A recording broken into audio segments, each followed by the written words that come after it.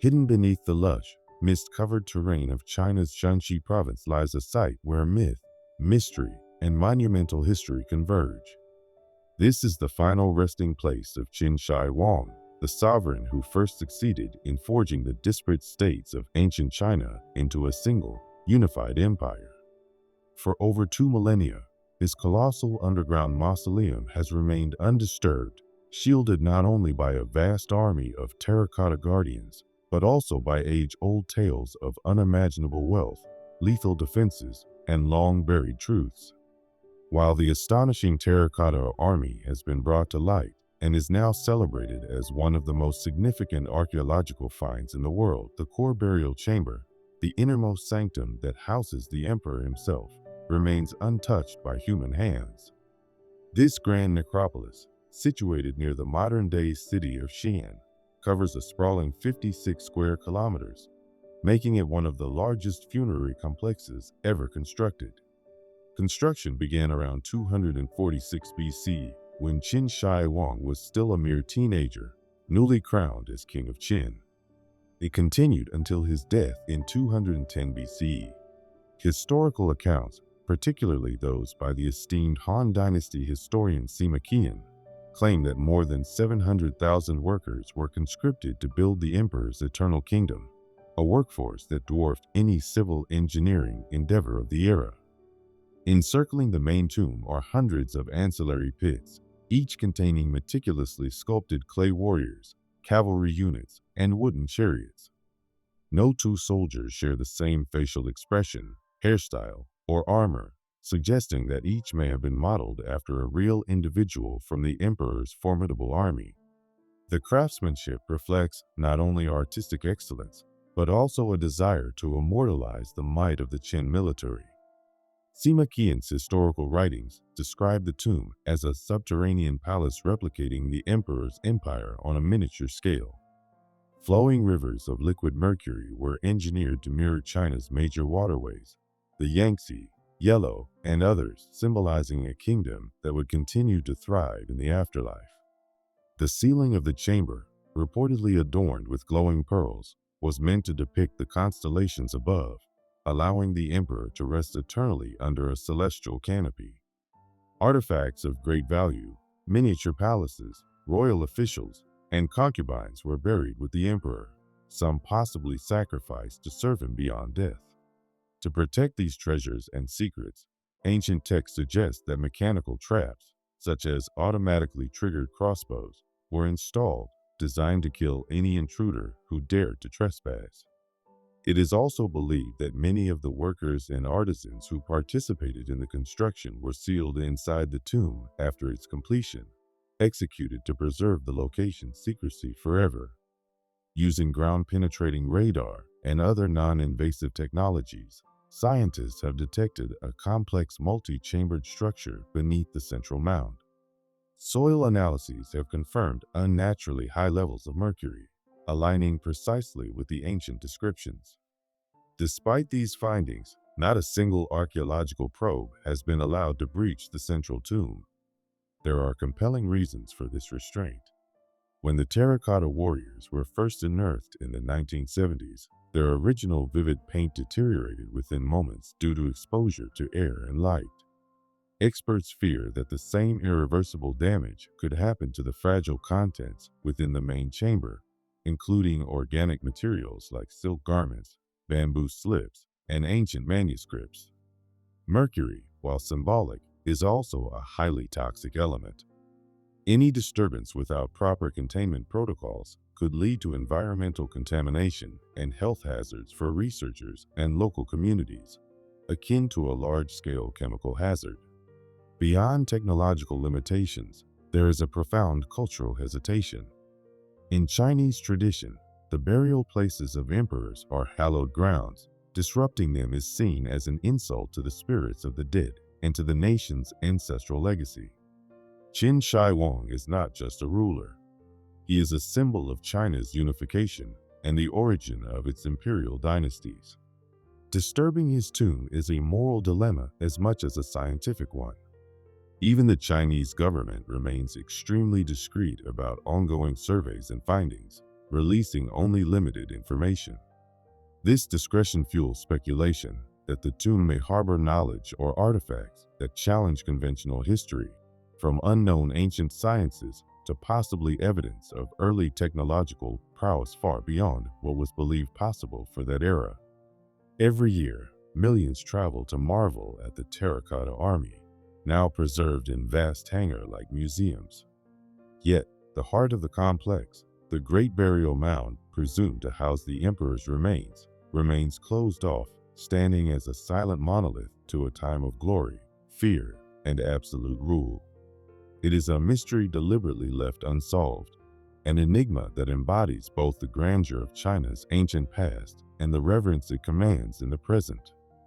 For now, and perhaps forever, the tomb of Qin Shi Huang remains sealed, its secrets intact beneath centuries of silence. In the cold months of 1890, a remarkable and perplexing find emerged from the soil of southern France. In the unassuming village of Castelnau, nestled in the Languedoc region, anthropologist Georges Vacher de Lapouge stumbled upon what appeared to be the skeletal remains of an ancient and enormous human. While excavating a Bronze Age burial mound, Lapouge uncovered three unusually massive bone fragments that would ignite a debate stretching well into the 21st century. These remains, believed to include a portion of a femur, a section of the tibia, and part of a humerus, belonged, according to Lapouge's measurements, to a person of truly astonishing stature. Based on the proportions published in the 1890 issue of La Nature, a reputable French scientific journal of the time, this individual would have measured over 3.5 meters, approximately 11.5 feet in height. The femur alone was 14 centimeters in diameter, with a circumference of 16 centimeters, dimensions that dwarf those of any typical human skeleton.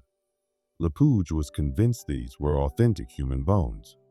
He suggested that the individual weighed several hundred kilograms and insisted that no known pathological condition at the time could entirely account for the scale. These assertions made headlines and sparked curiosity throughout Europe. Following the discovery, the bones were transported to the University of Montpellier for further study. Eminent specialists in anatomy, paleontology, and zoology examined the remains and concurred that they most likely belonged to a very tall member of the human species. However, they did not entirely dismiss the possibility of gigantism or other rare growth disorders. Still, the weight of their consensus leaned toward authenticity. The Castelnau bones were not isolated in their mystery. Soon after, additional reports emerged from the nearby area of Montpellier, most notably the discovery of oversized skulls and other skeletal fragments suggesting human heights ranging between 10 and 15 feet.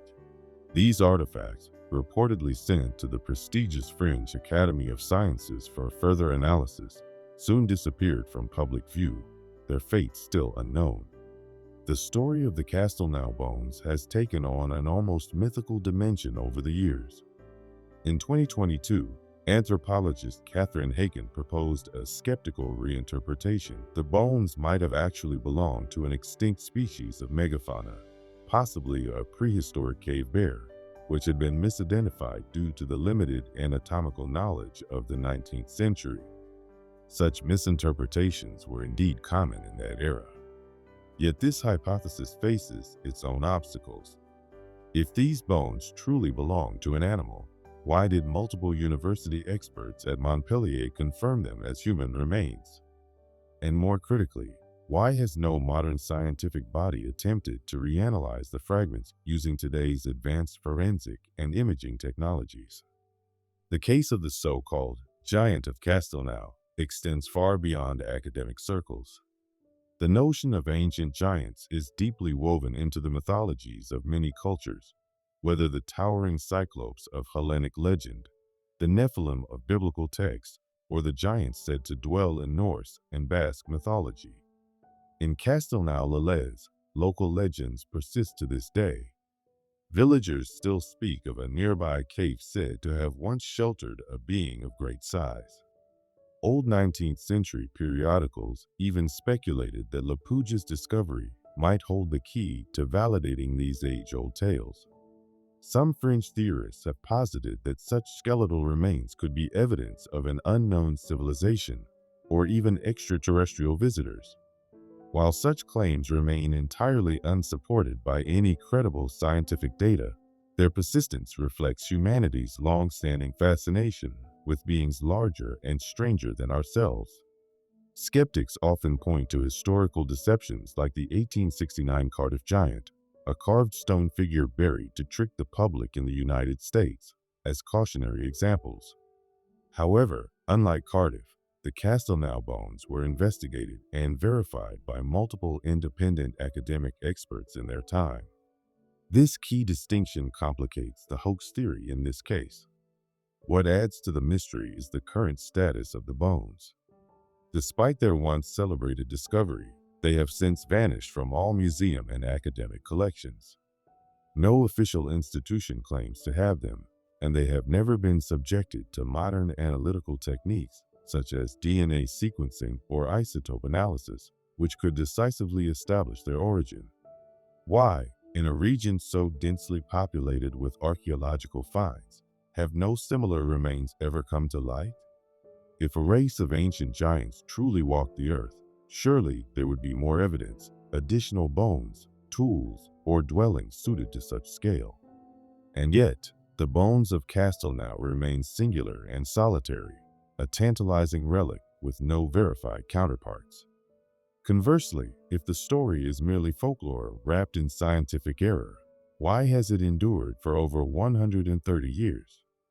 The mystery continues to fuel curiosity, suggesting that somewhere between the scientific and the mythological lies the truth yet to be fully uncovered. For now, the so-called Giant of Castelnau remains an open question, one that sits at the intersection of history, legend, and the limits of human understanding. Concealed beneath the dry terrain and rocky ridges of the southeastern Anatolian highlands in modern-day Turkey, a monumental secret lay undisturbed for thousands of years.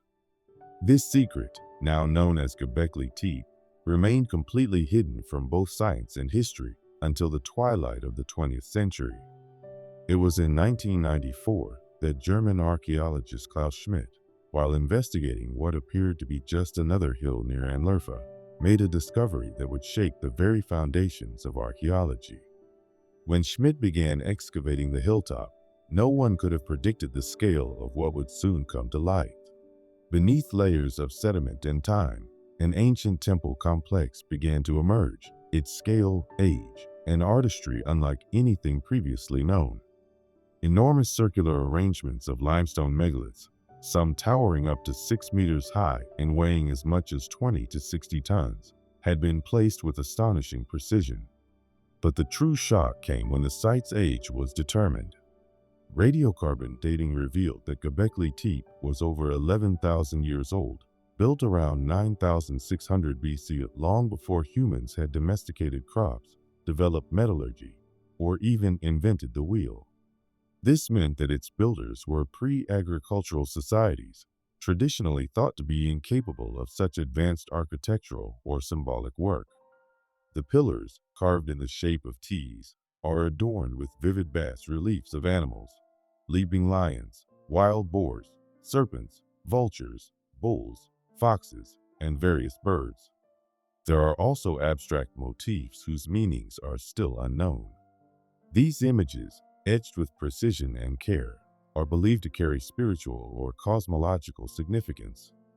To many archaeologists, these carvings suggest that early humans had already developed complex belief systems and ritual practices, even before permanent settlements or organized states had formed. Unlike later temples, there is no evidence of residential dwellings, burials, or agricultural activity at the site. This reinforces the idea that Göbekli Tepe was not a domestic space, but likely a ritual or ceremonial center, a sacred place for gatherings, feasts, and possibly religious rites. The most astonishing element of Göbekli Tepe is that it was apparently constructed by hunter-gatherers, nomadic groups long believed to have lacked the social structure, manpower, or technological knowledge to carry out such a massive and coordinated building effort. This has upended conventional timelines about how and when human civilization began to organize. Prior to this discovery, most scholars believed that agriculture led to the formation of complex societies, which then gave rise to religion and monumental architecture. Göbekli Tepe flipped that theory on its head, suggesting instead that religious or ritual motivations may have driven humans to gather, cooperate, and build, possibly even inspiring the birth of agriculture itself. Around 8000 BCE, the site was mysteriously and intentionally buried. The massive enclosures were filled in with dirt, stone, and refuse, as if the builders themselves wanted to protect or conceal the temple complex for eternity. This act of preservation, whether spiritual or practical, inadvertently helped shield the site from erosion and looters, preserving it for over 10 millennia. To this day, only a small fraction of the entire site has been excavated. Perhaps only 5% to 10% of the total structure is currently visible. Ground-penetrating radar suggests that dozens more enclosures remain beneath the surface, waiting to be uncovered. The discovery of Göbekli Tepe has sparked debates not just among archaeologists, but also anthropologists, theologians, and historians. It raises profound questions. Could early humans have been far more advanced, spiritually and socially, than we've assumed? Was it spiritual belief that first unified scattered bands of people into organized communities? What other ancient wonders might still lie buried, overlooked beneath the soil of the earth? Some researchers now see Göbekli Tepe as the world's first known temple, a site so old it predates cities, writing, and the great civilizations of Mesopotamia and Egypt by thousands of years. Today, Göbekli Tepe stands as a symbol of how much of our distant past remains unwritten. Its megaliths, weathered but powerful, speak of forgotten knowledge and lost worlds. And with each stone unearthed, our timeline of human history is being rewritten, not in chapters, but in entire volumes. The site invites us to reconsider what it means to be human, where we come from, and how our earliest ancestors viewed the cosmos, life, and death. It is not merely an archaeological site, it is a question carved in stone, still awaiting its answers. Amidst the salty breeze of the Mediterranean in the early 1500s, a strange artifact quietly surfaced, etched not into stone, but inked onto a piece of aged gazelle skin by the skilled hand of an Ottoman admiral. Known today as the Piri Reis map, this cartographic relic has puzzled scientists, historians, and geographers alike for over 500 years.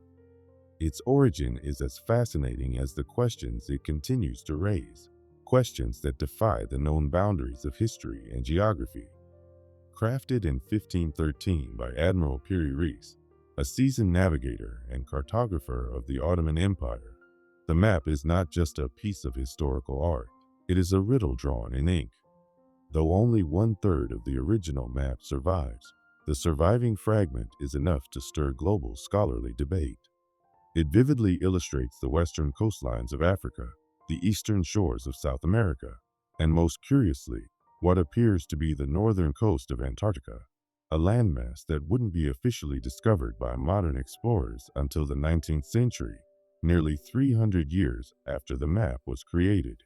What confounds researchers even more than the map's inclusion of Antarctica is how it depicts the continent, apparently free of ice, as though drawn in a time when Antarctica's coastline was still exposed. This detail has ignited intense debate because geological evidence suggests the last time Antarctica's coast was likely ice-free was thousands of years ago, long before known civilizations had developed the tools for global navigation or cartographic precision.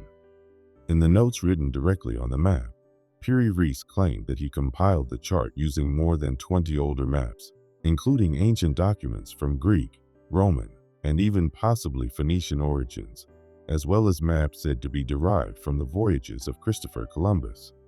Yet none of these reference sources have survived, and even if they had, It remains unclear how they could contain such accurate and advanced geographical data. Could it be that Piri Reis had access to ancient knowledge now lost to history? Or were these older maps themselves derived from even more ancient sources, perhaps even from a forgotten civilization with a deep understanding of Earth's geography? Many hypotheses have emerged over the decades. Some researchers argue that Piri Reis preserved fragments of ancient wisdom, remnants of a time when humanity may have had advanced surveying skills or access to global maritime knowledge. Some go so far as to speculate whether this knowledge could be linked to mythical lost civilizations, such as Atlantis, which, if real, might have possessed techniques far more sophisticated than we credit to ancient societies. Others offer a more skeptical view, suggesting that the map is a collage of speculative data, folklore, and sailors' tales, stitched together by Piri Reis using the best information available to him at the time. They point to the possibility of exaggeration or error in the retelling of old nautical routes, and suggest that the resemblance to Antarctica may be merely a cartographic coincidence. Despite the ongoing mystery, what cannot be disputed is the incredible precision of the surviving fragment. In an age long before satellites, GPS, or even accurate clocks, how did a 16th century Ottoman admiral achieve such accuracy? The instruments of the time, primitive compasses, astrolabes, and rudimentary sextants, were not thought capable of supporting such detailed geographical mapping. And yet, here lies the Piri Reis map, an enigma from an era when large portions of the Earth were still uncharted and misunderstood. Today, this extraordinary artifact is kept within the Topkapı Palace Museum in Istanbul, where it rests in quiet defiance of everything we thought we knew about ancient navigation. Though faded with age, the lines and annotations of the map continue to whisper secrets from the past. It is more than a navigational chart. It is a symbol of human curiosity, a record of daring voyages across unknown seas, and a compelling testament to our enduring desire to understand the world. Whether it reflects a glimpse into lost knowledge or simply the genius of a gifted cartographer, the Piri Reis map remains one of the most intriguing artifacts in the history of exploration. As modern scholars continue to debate its origin, the map remains a silent but profound challenge to future generations. How much of our history has yet to be rediscovered? More than 3.5 millennia ago, amid the sun-scorched granite cliffs on the eastern banks of the Nile River, ancient Egyptian artisans set out to craft what would have been the most colossal obelisk the world had ever seen. Hewn directly from the hard, reddish stone of the famed Aswan quarries, this ambitious endeavor was never completed. A sudden fracture in the granite halted all progress, leaving behind a silent monument, a massive obelisk frozen in time. But how did a civilization armed with primitive tools even begin such an enormous task? And why abandon such a staggering achievement when it was nearly done? Located in the northern quarry of Aswan, roughly 2 kilometers from the city center, this immense unfinished structure lies embedded in the bedrock. Archaeologists believe it was commissioned during the reign of Queen Hatshepsut, one of the most prominent rulers of Egypt's 18th dynasty, around the 15th century BCE. It was likely intended to be erected at the Temple of Karnak, home to some of Egypt's most sacred religious monuments. Had it been successfully completed and raised, this obelisk would have reached a height of approximately 41.75 meters, almost twice as tall as the standing obelisks at Karnak, and weighed an astonishing 1,200 metric tons. To put that into perspective, its weight is equivalent to around 200 adult African elephants. Carved from a single piece of Aswan red granite, renowned for its extreme hardness, the obelisk's 3 sides were already polished and finished when the project was abandoned. The 4th side, still connected to the bedrock, offers modern archaeologists a unique glimpse into ancient Egyptian quarrying techniques. Excavations have revealed that the stoneworkers used dolerite pounding stones, round and extremely hard rocks, to chip away at the surface. They carefully drilled rows of shallow holes along fault lines, then inserted dry wooden wedges. When soaked with water, these wedges expanded, gradually splitting the stone along the intended break lines, a process that required both patience and precision. In 2005, archaeologists uncovered a similar unfinished obelisk base in the same quarry, along with stone markings and tool patterns, suggesting that Aswan was a major production center for large monuments. The obelisks now standing in cities such as London, Cleopatra's Needle, and Rome may very well have originated from this very site. Even blocks used in the construction of the Giza pyramids are believed to have come from Aswan's granite beds. So why was this towering monument left behind?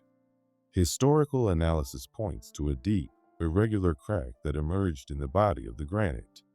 This flaw rendered the obelisk structurally unsound, forcing the workers to abandon their monumental efforts. However, the origins of the crack remain a subject of debate. Some scholars believe it was a natural flaw in the granite, revealed only late into the carving process. Others argue it may have resulted from errors in technique or pressure exerted unevenly during excavation. But the theories don't stop there. A more speculative school of thought suggests the project may have been disrupted by an earthquake, given Egypt's history of occasional seismic activity. Alternatively, some suggest that political turmoil during Queen Hatshepsut's reign, possibly during or after her death, may have halted work on the obelisk entirely. A handful of fringe theories go further still, proposing that the obelisk had cosmic or ritual significance far beyond what is currently understood. Some researchers argue it may have been aligned with specific stars or constellations, in keeping with the theory that obelisks functioned as symbolic connections to the heavens, or even as electromagnetic conductors in some forgotten, advanced science. Though such ideas remain outside mainstream archaeology, they are often inspired by the religious symbolism of the obelisk's form. In ancient Egyptian cosmology, the obelisk represents the Benben stone, a sacred mound that emerged from the primordial waters of creation. It was said to be the spot where the sun god Atum or Ra first appeared to bring light into the world. Thus, an obelisk was not merely a monument, it was a cosmic symbol of divine power and origin. Another unanswered question concerns the obelisk's intended transportation. Weighing over 1,000 tons, how did the Egyptians plan to move it across more than 200 kilometers to Karnak? Scholars suggest they may have used large wooden barges, floated down the Nile during the seasonal floods when water levels were highest. Ancient records mention such engineering feats, but no direct evidence survives detailing how a stone of this unprecedented scale could have been moved intact. Could Hatshepsut's vision have exceeded the practical limits of her time? Perhaps. But the sheer progress evident in the near-finished obelisk proves that they were dangerously close to success. Today, the unfinished obelisk of Aswan remains in its original quarry, lying exactly where it was abandoned more than 3 millennia ago. It stands as a monument to ancient Egyptian ambition, skill, and innovation, but also a stark reminder that even the greatest civilizations faced obstacles they could not overcome. Was the crack merely an unfortunate geological mishap, or was it viewed by the ancients as a sign from the gods, a warning to halt the work of human hands on a structure that reached too far? Whatever the truth may be, the unfinished obelisk is one of the most tangible links to the ingenuity and vision of Egypt's golden age, and it continues to inspire both awe and speculation in those who stand before it. Nestled in the bustling ancient port city of Alexandria, established by Alexander the Great around 331 BCE, once stood what many consider the most ambitious center of knowledge the ancient world had ever seen: the Great Library of Alexandria. More than just a building, it was a beacon of human intellect, constructed under the patronage of Ptolemy Soter, one of Alexander's most trusted generals and the founder of the Ptolemaic dynasty in Egypt. It was during the rule of Ptolemy II Philadelphus in the early 3rd century BCE that this institution reached its intellectual zenith. Attached to the Museion, a sanctuary dedicated to the Muses, the goddesses of inspiration in literature, science, and the arts, the library quickly evolved into a thriving research institution where poets, philosophers, mathematicians, and scientists from every corner of the known world gathered to study, teach, and collaborate. The scale of this legendary library was nothing short of extraordinary. Ancient sources estimate that it held anywhere between 200,000 to 700,000 papyrus scrolls, though modern scholars debate the exact number. Regardless, its vast holdings likely encompass the collective knowledge of Egypt, Greece, Mesopotamia, Persia, and even parts of India. Among the preserved works were writings attributed to Homer, Aristotle, Plato, and other luminaries of antiquity. It's believed the library also contained early treatises on medicine, astronomy, mathematics, theology, and history, as well as translations of sacred texts and scientific writings from various cultures, making it the world's first true universal library. However, the Library of Alexandria was far more than a silent archive. It was a dynamic scholarly community that fostered groundbreaking discoveries. Within its walls, Euclid formulated the principles of geometry that would remain the standard for millennia. Eratosthenes, the chief librarian, remarkably calculated the circumference of the Earth with astounding accuracy using nothing but shadows and simple tools. Meanwhile, Archimedes, though more associated with Syracuse, benefited from the scientific dialogues that circulated through the Alexandrian academic world. What set the library apart wasn't just its immense collection, but also its aggressive pursuit of knowledge acquisition. The Ptolemaic rulers dispatched emissaries to all major cultural centers, Athens, Babylon, Carthage, and even India, tasked with gathering every known manuscript and copying foreign works into Greek. In some cases, ships docking at the Alexandrian port were searched, and any manuscripts on board were seized, copied, and added to the library's holdings.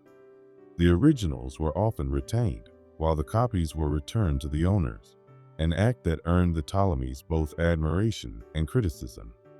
The goal was singular and bold, to collect all the knowledge in the world and make Alexandria the intellectual heart of civilization.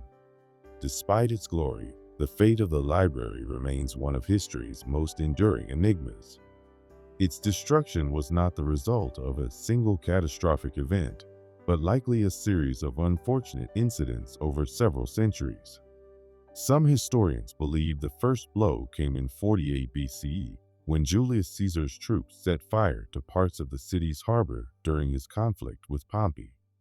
That fire may have spread to adjacent buildings, potentially damaging or destroying parts of the library's scroll collections. Later, under Emperor Aurelian in the 3rd century CE, further destruction may have occurred during his military campaign to retake the city. Finally, some accounts link the last known losses to Theophilus, Patriarch of Alexandria, who oversaw the destruction of pagan temples, including possibly the remnants of the Muson, around 391 CE, under Roman Emperor Theodosius I's Christianizing edicts. Yet even today, historians debate whether these events fully explain the disappearance of such an immense body of literature. Some suggest scrolls may have been relocated, possibly to a secondary library at the Serapeum, or even hidden away by scholars. Though the Library of Alexandria is gone, its spirit endures.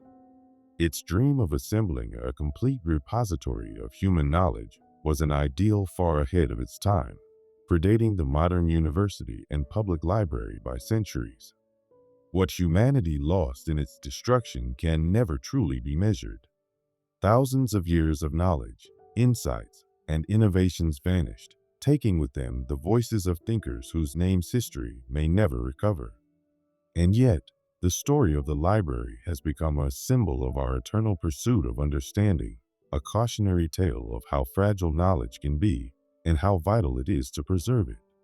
Today, a modern Bibliotheca Alexandrina stands near the original site, built in 2002 as a tribute to the ancient dream. With its futuristic design and international collections, it seeks to revive the lost legacy of that ancient wonder, not only by storing books, but by fostering global dialogue, research, and learning. In the spring of 1947, deep in the arid desert terrain of the West Bank, a young Bedouin shepherd searching for a missing goat stumbled upon one of the most extraordinary archaeological discoveries of the 20th century. While tossing stones into a hollow opening near the cliffs of Qumran, he unexpectedly heard the sharp sound of clay pottery shattering. Upon entering the cave to investigate, he uncovered large ceramic jars, some sealed, containing ancient scrolls made of parchment and papyrus. This accidental find opened the door to a massive scholarly treasure trove. Over the course of the next decade, archaeologists and local Bedouins explored a total of 11 nearby caves, unearthing approximately 981 distinct manuscripts. These texts, fragmented into more than 25,000 pieces, are believed to represent around 800 original works, making them one of the most significant caches of religious and historical writings ever recovered. The scrolls are dated from roughly the 3rd century BC to the 1st century CE, making them the oldest surviving versions of many texts from the Hebrew Bible, as well as numerous previously unknown writings. Their discovery revolutionized the study of Judaism and early Christianity by offering a window into the spiritual world of Second Temple Judaism. The documents fall into two major categories. Roughly 40% consist of biblical manuscripts, including nearly every book of the Hebrew Bible, except for Esther. These versions often closely mirror the Masoretic text, the standard Hebrew Bible used in Judaism today, confirming the astonishing textual consistency maintained by Jewish scribes over a millennium. The remaining 60% of the scrolls include 30% sectarian writings, such as the Community Rule, which outlines the regulations of the group, the War Scroll, describing an apocalyptic battle between the sons of light and the sons of darkness, and Pesharim, or commentaries on biblical books like Habakkuk. 30% Second Temple era texts, such as the Book of Enoch and the Book of Jubilees, which were considered scriptural by some Jewish sects, but are not part of the standard biblical canon. One of the most unusual texts is the Copper Scroll, not made from parchment but engraved on thin sheets of copper. Unlike the other scrolls, it reads like a treasure map, detailing 64 hiding places containing caches of gold, silver, and temple vessels, treasures that have never been found and continue to inspire speculation.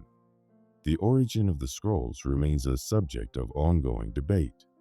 The most widely accepted theory attributes them to the Essens, an isolated Jewish sect that lived communally near Qumran and adhered to strict religious purity laws. Their ascetic lifestyle, emphasis on ritual cleansing, and apocalyptic worldview align closely with the values reflected in the sectarian scrolls. However, some scholars propose an alternative theory, that the scrolls may have been assembled from various Jewish libraries in Jerusalem, hurriedly hidden in the caves to shield them from destruction during the First Jewish-Roman War 66 to 73 CE. This conflict led to the catastrophic fall of Jerusalem in 70 CE and the destruction of the Second Temple, prompting desperate efforts to preserve sacred writings. Whether the scrolls were written by a single group or compiled from multiple sources, it's clear that their concealment was deliberate and purposeful. Many were stored in sealed clay jars, suggesting a desire to protect and preserve them across time, perhaps from war, or perhaps from prying eyes. Before the discovery of the Dead Sea Scrolls, the earliest known Hebrew Bible manuscript was the Leningrad Codex, dated to 1008 CE. The scrolls, written nearly 1,000 years earlier, presented a surprising revelation. Much of the biblical text had remained remarkably consistent.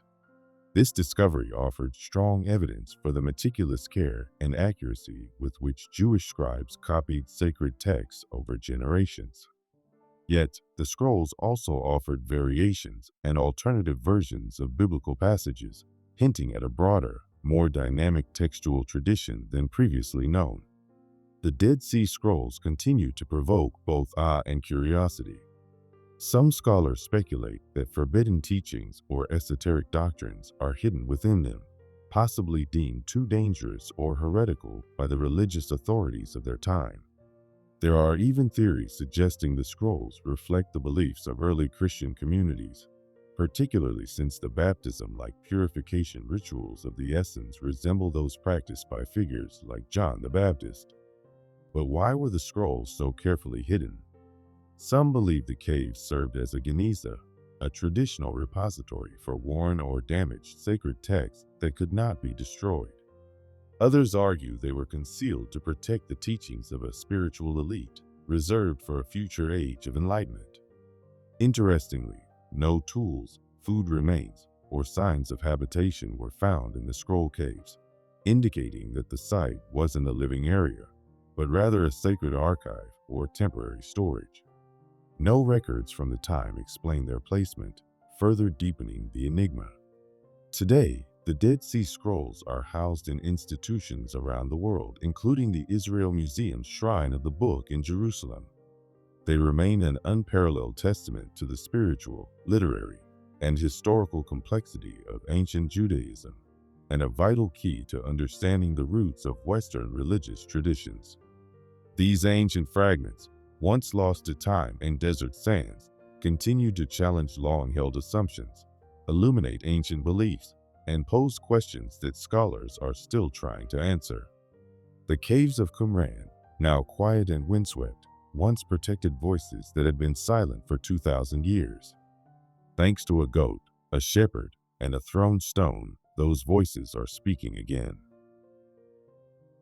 High in the remote folds of the Indian Himalayas, at an elevation exceeding 16,000 feet, about 5,000 meters, lies a small glacial lake cloaked in silence and snow, Roopkund Lake, ominously nicknamed the Lake of Skeletons. In this desolate, windswept landscape, a centuries-old mystery rests beneath the ice. Hundreds of human skeletons, some astonishingly well preserved by the alpine cold. The tale of Roopkund is not just a story of bones. It is a haunting intersection of folklore, archaeology, and forensic science that has puzzled experts for decades. In 1942, during World War II, Hari Kishan Madwell, a forest ranger with the Nanda Devi Game Reserve, was trekking beneath the Mount Trysil Range when he came across a disturbing sight. Strewn along the shore of a small lake were countless human skeletons, some still bearing fragments of skin, hair, and clothing, astonishingly preserved by the region's sub-zero temperatures. At first, British officials feared the remains belonged to a Japanese invasion force, covertly infiltrating British India. But a closer inspection revealed the bones were ancient, predating any modern military presence. Soon, it became clear this was no ordinary burial ground, but something far more mysterious. The lake itself is small, only about 40 meters in diameter, but the number of bodies found was staggering. Estimates range from 300 to 800 individuals. Scattered around the lake were personal belongings, leather footwear, jewelry, wooden walking sticks, and iron-tipped spears. The dead included women and children, suggesting they were not soldiers, but perhaps pilgrims or travelers on a sacred journey. But the most baffling detail was the nature of the injuries. Many of the skulls exhibited blunt force trauma, as though the victims had been struck repeatedly on the head by heavy, rounded objects falling from above. Among local Himalayan communities, an old legend offers a chilling explanation. According to folklore, a king named Jastaval of Kannauj undertook a pilgrimage to honor goddess Nanda Devi, bringing along his pregnant queen and a royal entourage. The group violated the sanctity of the pilgrimage by engaging in singing and dancing, acts considered disrespectful. Enraged, the goddess unleashed a storm of iron like hailstones from the heavens, wiping out the entire caravan. Could this ancient story be rooted in historical truth? In the 1950s, the first academic studies of the bones were conducted. Researchers noted that many of the injuries were consistent with massive hail impacts, suggesting that a powerful hailstorm had descended on the group as they passed through an exposed mountain pass. These hailstones may have been as large as cricket balls, falling at terminal velocity, lethal for anyone without shelter. This theory gained credibility in 2004 when carbon dating of the remains placed many of the skeletons around 850 CE, matching the time frame proposed by both folklore and earlier studies. But in 2019, a groundbreaking study published in Nature Communications dramatically complicated the narrative. A team of international scientists conducted DNA analysis and radiocarbon testing on 38 individuals and uncovered an astonishing truth. The bones did not belong to a single group, nor did all the deaths occur at the same time. Instead, the skeletons were divided into three genetically distinct groups. 23 individuals were of South Asian descent, dating to between the 7th and 10th century CE. 14 individuals appeared to have Eastern Mediterranean ancestry, likely from regions such as Greece or Crete, and died around 1800 CE. One person showed Southeast Asian genetic markers and also died around the early 19th century. These findings challenged everything previously assumed. How did people of Mediterranean and Southeast Asian origin, separated by thousands of kilometers, end up dying together in one of the most inhospitable places on Earth? For the South Asian group, scholars suggest they were likely pilgrims, possibly participating in the Nanda Devi Raj Jat Yatra, a Hindu procession held every 12 years in reverence of the goddess Nanda Devi. Harsh weather conditions, including freak storms or avalanches, could have led to mass fatalities. But for the Mediterranean group, the explanation is murkier. There are no known European expeditions to the region around 1800, nor any trade routes that pass through the area. One speculative theory links them to the descendants of Indo-Greeks, a legacy of the Hellenistic kingdoms that once thrived in parts of India and Central Asia. But this hypothesis has little supporting evidence. Others theorize they might have been explorers, lost traders, or colonial travelers. Still, no historical documents or travel logs mention any such expedition. What makes Roopkund even more perplexing is the absence of burial structure. The bodies appear to have fallen where they died, with no deliberate interment. There is also no evidence of violence or epidemic disease, ruling out massacre or plague. Some suggest the bodies were swept down by avalanches, yet their intact positioning challenges that idea. The possibility of ritual sacrifice has also been floated, though no archaeological evidence of ceremonial rites or offerings has been discovered. The lake's icy climate, frozen for 11 months of the year, has preserved these remains with exceptional detail, but it has also hindered excavation efforts. Notably, archaeologist Veena Mushrif Tripathi once recounted how extreme altitude and weather forced her to abandon her work before it could be completed. To this day, Roopkund Lake remains one of the greatest archaeological enigmas of the Himalayas. Every bone retrieved, every artifact found, raises more questions than answers. Why were people from such different backgrounds drawn to this perilous place? Were they bound by faith, commerce, exploration, or something more mysterious? Some believe the lake is a sacred spiritual portal, a gateway to the divine. Others see it as a trap of nature, where unforgiving weather and altitude claimed the lives of those who dared cross its path. Whatever the truth may be, the skeletons at Roopkund continue to lie under a thin veil of ice, whispering the story of an unsolved past. Until the day science can reveal the full truth, Roopkund remains a monument to mystery, mortality, and the allure of the unknown. Long ago, in the depths of time and myth, tales began to circulate about an extraordinary stone passageway linking the southern coast of India with the island of Sri Lanka. This structure, known today as Ram Setu or Adam's Bridge, is said to have once served as a divine pathway for a heroic prince on a fateful journey to rescue his wife. Extending nearly 48 kilometers across the shallow waters of the Palk Strait, this natural formation of limestone shoals has fascinated believers, historians, and geologists alike. When observed from above, it appears almost as if a road has been submerged beneath the waves, a path sculpted by design rather than accident. But is this chain of stones truly a man-made artifact? Or is it a geologic curiosity elevated by centuries of legend? The first mention of this mysterious formation appears in the Ramayana, a revered Sanskrit epic composed between the 8th century BCE and 3rd century CE. In this ancient tale, Prince Rama, an incarnation of the god Vishnu, embarks on a mission to rescue his wife Sita, who has been abducted by the demon king Ravana and taken to the island kingdom of Lanka. Rama, aided by an army of intelligent monkeys led by the architect warrior Nala, constructs a bridge across the sea, an incredible feat achieved using floating stones inscribed with his name, according to legend. In modern times, explorers and scholars were astonished to find a chain of submerged rocks and sandbanks in the very region the Ramayana describes. NASA satellite images revealed a long, narrow formation of rocks and sandbars stretching between Rameswaram in Tamil Nadu, India, and Manor Island in Sri Lanka.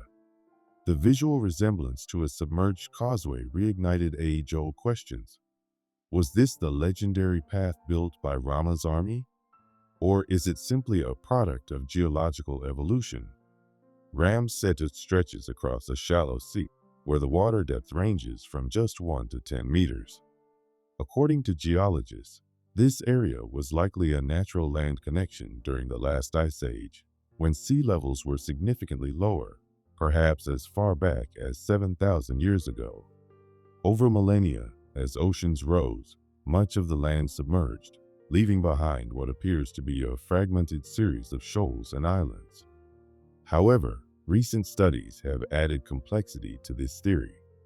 As reported by the Indian Express, radiocarbon dating shows that the stones forming the bridge are around 7,000 years old, while the sand beneath them is only about 4,000 years old. This puzzling data suggests that the stones may have been deliberately placed atop the younger sand, a finding that could imply human involvement. Marine archaeologist Alok Tripathi, a former director of India's underwater archaeology wing, has suggested that discovering tools, pottery, or wooden remnants among the rocks would offer definitive proof of construction. But so far, no such artifacts have been unearthed. Some researchers argue the formation is composed of natural coral and limestone, possibly reshaped and displaced by powerful storms or tsunamis. Yet others point to the presence of pumice, a lightweight volcanic rock known to float, which bears a curious resemblance to the buoyant stones described in the Ramayana. Despite ongoing studies, there is no direct evidence that humans built the formation. Nonetheless, the positioning of stones in a seemingly organized line remains difficult to fully explain through natural forces alone. Setu is not only a geological and mythological wonder, but also a sacred cultural symbol. For many Hindus, it represents divine intervention, unity, and determination.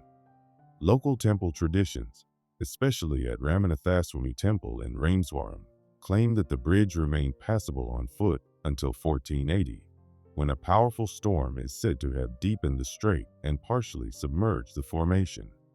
In the 21st century, Setu became the center of political and environmental debate. In 2005, the Setu Shipping Canal project proposed dredging a passage through the Palk Strait to shorten maritime routes between India's eastern and western coasts.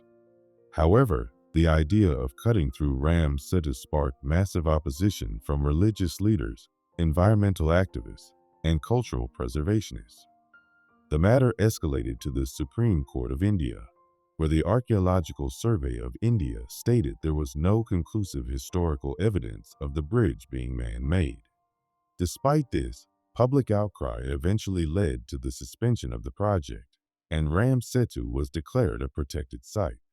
Some scholars speculate that the structure may have once served as a prehistoric migration route, allowing humans or animals to cross between India and Sri Lanka when sea levels were lower.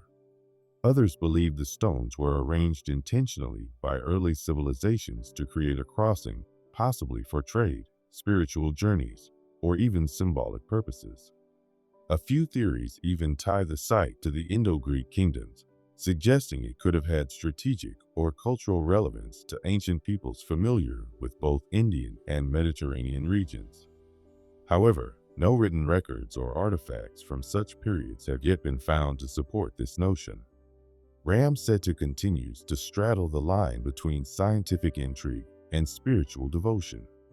Some researchers now estimate the structure could be as old as 20,000 years, potentially built or at least shaped by a civilization whose history has been lost to time.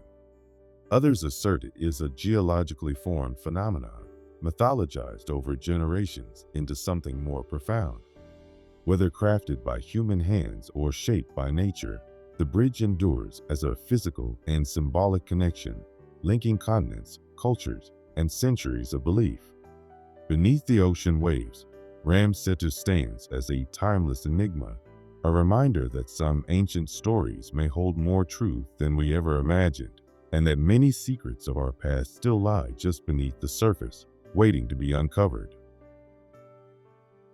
Millennia ago, across the expansive and windswept plains of Bolivia's Altiplano, a phenomenon emerged that continues to baffle modern researchers. Etched into the earth below Bolivia's tallest peak, the majestic Sajama volcano, lies a staggering network of incredibly straight lines. These ancient etchings, called the Sajama lines, form one of the world's most perplexing archaeological enigmas and represent the largest example of land-based human artistry ever recorded. Towering over 6,500 meters, 21,325 feet, Mount Sajama dominates the surrounding landscape. The initial documented mention of these linear markings came in 1932, when explorer Aim Flix Chifley noted their presence. However, it wasn't until anthropologist Alfred Metro conducted field studies among the local Aymara and Chapaya communities in the 1930s that serious academic interest took hold. The people living in this remote area are believed to have meticulously etched these lines into the earth over a span of more than 3,000 years, beginning as early as 1000 BCE and continuing until the 15th century CE. Today, the sprawling pattern covers over 22,000 square kilometers, vastly surpassing the size of Peru's famous Nazca lines. The combined length of the lines is estimated to exceed 16,000 kilometers, roughly 10,000 miles, making this one of the most expansive geoglyph systems on Earth. The method of creation was remarkably straightforward yet astonishing in its results. Ancient peoples scraped away the dark, oxidized surface stones to expose the lighter-colored ground beneath. Each line varies between 1 and 3 meters in width and can extend for dozens of kilometers, all while maintaining flawless linearity, even across rugged terrain, hills, or waterways. Unlike the Nazca lines, which form animals, spirals, and other pictographs, the Sajama lines depict no specific imagery. Every line is perfectly straight, creating a geometric web that stretches across the landscape in interlocking patterns only visible in their full scale from the sky. Dotted among this network are archaeological features, such as ancient shrines called huacas, Chopa's pre-Columbian funerary towers, and long-abandoned settlements, adding even more intrigue to this sacred topography. Why would ancient people labor for generations in such a harsh and arid environment to create these lines? The true reason remains uncertain. One prevailing theory suggests they were ritualistic pathways used during sacred pilgrimages, possibly guiding people toward water sources or ceremonial locations. Another interpretation posits they may have marked clan territories or functioned as large-scale directional aids. Yet no explanation fully accounts for their remarkable size, precision, and durability. The fact that they have retained their straightness despite centuries of exposure to natural erosion only deepens the mystery. Their creation required sophisticated coordination, immense labor, and communal effort, accomplished without any known measuring tools or surveying instruments. Some researchers have speculated that the Sajama lines could be part of a much larger cultural phenomenon, perhaps even connected in spirit or purpose to the Nazca lines far to the northwest. However, no definitive archaeological evidence links the two, and the stylistic differences remain stark. The Sajama lines lack any animal or anthropomorphic figures. Today, these ancient pathways face growing threats. Natural forces such as wind, rain, and seasonal flooding slowly wear away the delicate surface. Human activities, unregulated tourism, road construction, and infrastructure development have already damaged significant portions of the geoglyphs. Fortunately, efforts have been made to preserve this cultural treasure. Recent initiatives involving satellite imaging and digital mapping have successfully documented many of the remaining segments. Yet even with modern tools, their original meaning has vanished from local memory. The Sajama lines compel us to reflect on the ingenuity of ancient civilizations. If communities living in one of the world's harshest environments thousands of years ago could create a sprawling, geometrically flawless landscape across tens of thousands of kilometers without metal tools, maps, or machines, what other capabilities might they have possessed that remain hidden or forgotten? More than just lines in the earth, the Sajama geoglyphs are a silent monument to humanity's drive for expression, connection, and mystery, an enduring puzzle inscribed across the Andean highlands that still challenges the boundaries of our historical understanding. Thousands of years ago, before modern towns or highways marked the land, thick forests and sprawling grasslands dominated what is now the state of Wisconsin. In the midst of this natural wilderness, a mysterious people are believed to have constructed massive stone structures beneath the waters of what we now call Rock Lake, located near the quiet community of Lake Mills. Today, these enigmatic formations, often referred to as the Rock Lake Pyramids, stand as one of North America's most hotly debated archaeological puzzles. The intrigue began in the year 1900, when brothers Claude and Lee Wilson were hunting ducks on Rock Lake. As they peered into the lake's clear depths, they noticed what appeared to be geometric stone shapes at the bottom, nearly 18 meters beneath the surface. These formations, they claimed, looked like stepped pyramids or mound-like constructions emerging from the lake bed. Public fascination, however, didn't ignite until 1936. That year, a diver named Victor Taylor claimed to have seen 3 or 4 underwater pyramid-like structures. Taylor's claims gained traction when he enlisted 3 young divers to accompany him. One reported seeing strange symbols etched into the stones, resembling hieroglyphs, although the other 2 divers failed to confirm this detail. Taylor described the structures as measuring approximately 6 meters in both width and height, built from large blocks set with what resembled mortar, suggesting human design rather than random geological formation. Remarkably, Rock Lake lies just 5 kilometers from the Aswan State Park, home to the remnants of an ancient Mississippian settlement that included pyramid-shaped earthen mounds. This proximity has led some to speculate that the submerged formations may be connected to Aswan, or even represent a northern extension of Cahokia, a massive cultural hub once located in present-day Illinois.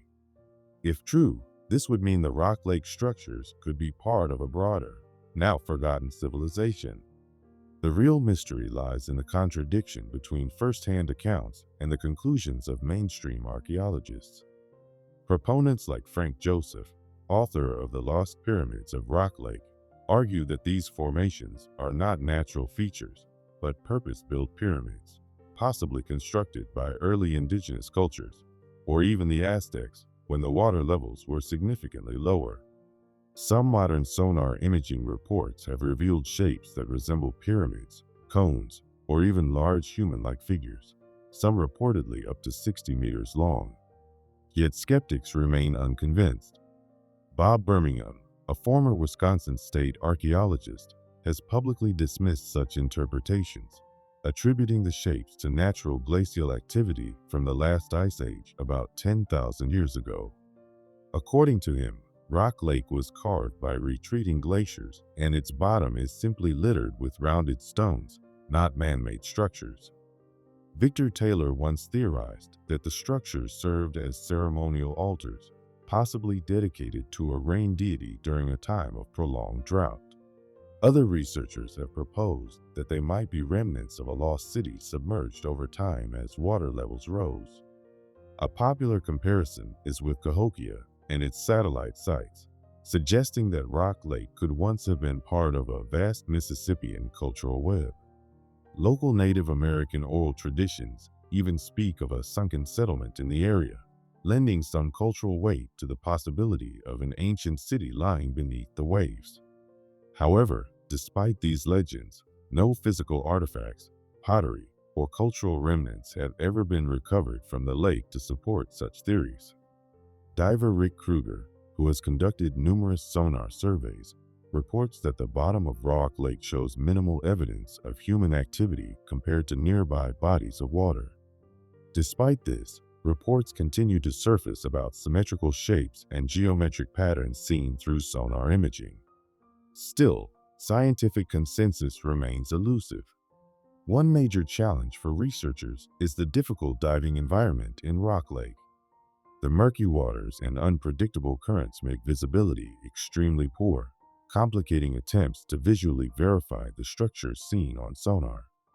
Moreover, figures like Frank Joseph have faced criticism for presenting speculative claims without providing verifiable data, which has further polarized opinion. Nonetheless, interest in the Rock Lake pyramids persists. Although the academic community has yet to acknowledge them as man-made, they've become an enduring symbol of mystery for the Lake Mills area. The formations even appear on local business logos and town emblems, turning the legend into a point of regional identity. From early 20th century free diving to today's advanced sonar technology, investigators have searched for definitive answers for over a century. Yet no conclusive evidence has emerged. Rock Lake continues to attract recreational boaters and anglers, but for archaeologists and mystery seekers, its greatest treasures may still lie just out of reach. Some fringe theorists even propose links between the underwater structures and ancient astronaut theories, ideas that have no basis in science, yet speak to the enduring appeal of unsolved mysteries. Whether the formations are the remnants of an ancient civilization, ceremonial altars, or simply glacial deposits shaped by nature, Rock Lake keeps its secrets well hidden beneath its tranquil waters.